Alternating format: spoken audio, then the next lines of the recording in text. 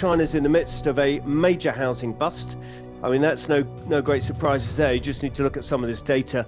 On the left-hand side, Chinese starts down dramatically since June 2021, back at levels that they last saw in 2009, 2010. Taking a long time to sell houses. No one's buying. Now, if you think about it, what's really interesting, I think, is major property busts in the West, in the GFC, typically take around 4 or 5 years for the system to clear.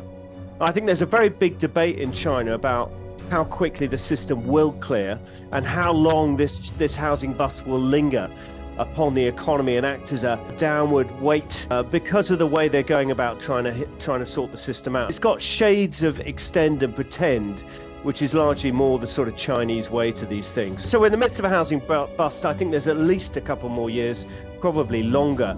And the reality was it was clearly a bubble. And you can see that here from this report that we wrote back in 2016. You can see Shenzhen right towards the top of that, and the other major cities in mainland China also at high levels as well. Price to income's high, house prices high compared to the rest of the world. It was clearly a bubble in the sense that the price had got carried away with itself, and there'd been a massive supply that had come online over recent years along with those high prices. Most bubbles have a huge amount of supply as well as a rapid increase in price.